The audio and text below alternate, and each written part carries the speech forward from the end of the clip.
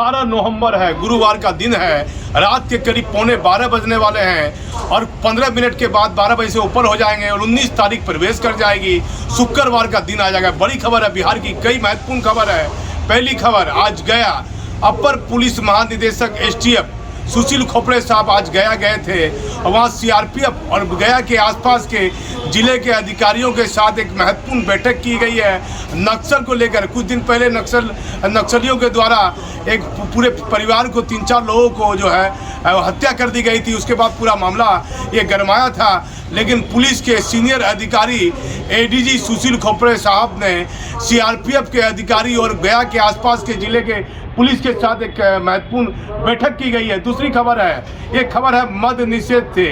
अब मद्य निषेध में अपर मुख्य सचिव आ गए हैं KK पाठक साहब, जिनका एक बड़ा रुतबा माना जाता है और एक ईमानदार IAS अधिकारी के रूप में इनकी एक पहचान है। इससे पहले जब मद्य निषेध का पूरा कानून बन रहा था तो इनके द्वारा ही पूरा नियम और कानून मद्य निषेध में प्रधान सचिव रहते हुए बनाया गया था और ये केंद्र प्रतिनियुक्ति से लौटे हैं KK पाठक साहब।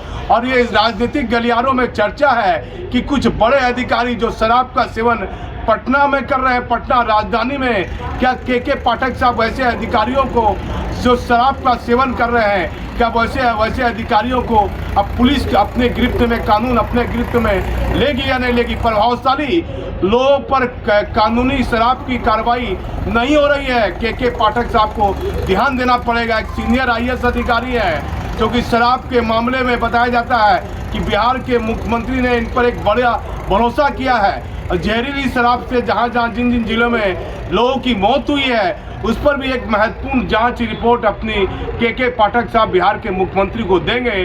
बड़ी कार्रवाई कर सकते हैं। जो लोग शराब का सेवन बड़े पुलिस के आला अधिकारी या बड़े कोई अधिकारी कर रहे हो पटना में, वैसे अधिकारियों की नींद हराम होती दिखेगी, क्योंकि अब KK पाठक साहब प्रभावशाली लोगों पर कार्रवाई करने की बात बिहार में सुर्खियों में है।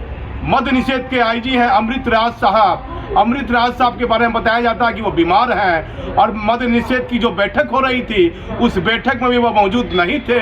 बताया जाता है कि उनका तबादला मद्य निषेध से कर दिया जाएगा और मद्य निषेध में किसी नए IG की पोस्टिंग हो सकती है, लेकिन कुछ आला अधिकारी का मानना है कि नहीं, अमृत राज साहब सही में बीमार हैं और इसके कारण उनका तबादला कोई ज़रूरी नहीं कि होगा ही होगा। लेकिन राजनीतिक गलियारों में, बड़े आला अधिकारियों में चर्चा है कि अमृत राज साहब ने कई बड़ी लापरवाही की है, क्योंकि जहरीली शराब के मामले में जहाँ लोग मरे वहाँ उन्होंने अपनी कोई समीक्षा बैठक नहीं की है। इसको लेकर कई तरह की बातें चर्चा में है, लेकिन अमृत राज बीमार हैं और वह इस समीक्षा बैठक में भी मौजूद नहीं थे।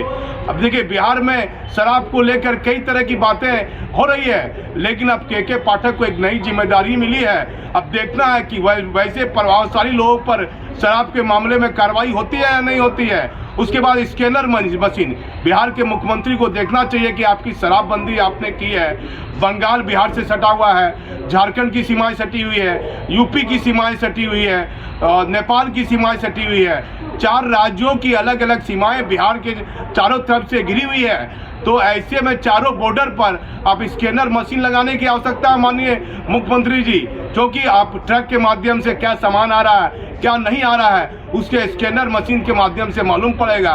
और चौथी खबर हमारे पास में है, बिहार के कई पुलिस आला अधिकारी ने, कई सिपाही ने मुझे फोन किया कि वर्दी भत्ता का पैसा नहीं मिला है। माननीय मुख्यमंत्री जी, अगस्त महीने में वर्दी भत्ता का पैसा मिल जाता है, लेकिन अभी तक वर्दी भत्ता का पैसा नहीं मिला है। अब पंचायत चुनाव में जो सिपाही ड्यूटी पर जा रहे हैं उनको बताया जाता है उनके अकाउंट में 3 चरण का पैसा चढ़ा है, अब बाकी 4 चरण का पैसा उनके अकाउंट में अभी तक नहीं चढ़ा है। इसके लिए बिहार के अलग अलग जिले से मुझे व्यक्तिगत तौर पर फोन भी आए हैं, लेकिन आखिर वर्दी भत्ता का पैसा का आवंटन अभी तक पुलिस मुख्यालय से क्यों नहीं हुआ? माननीय मुख्यमंत्री जी, आपके शासन में ये क्या हो रहा है? कुछ बड़े बड़े अधिकारियों का कहना है कि तत्कालीन सरकार की समय में भी वर्दी भत्ता का पैसा नहीं रोका गया, अगस्त महीने में मिल जाता है, काफ़ी लेट हो गया है और नवंबर का अंतिम महीना फिर दिसंबर पैसा मिलेगा। 10,000 रुपया मिलता है, एक मोटी रकम और पैसे की अहमियत है। अब बिहार के मुख्यमंत्री को देखना चाहिए कि आखिर वर्दी भत्ता का पैसा क्यों नहीं मिला है। बिहार की कई महत्वपूर्ण खबर थी, अब देखना है कि आईजी मद्य निषेध का तबादला होता या नहीं होना है, या फिर दिसंबर महीने में कई आईपीएस अधिकारी का एसपी से डीआईजी में प्रमोशन होगा। कई आईपीएस अधिकारी का 3 साल से भी अधिक पूरा हो गया है, कई रेल के एसआरपी का भी समय पूरा हो गया है। दिसंबर महीने के अंतिम समय में कई आईपीएस और आईएएस अधिकारियों का तबादला भी होना है, लेकिन सबकी नजर रहेगी के पाठक पर।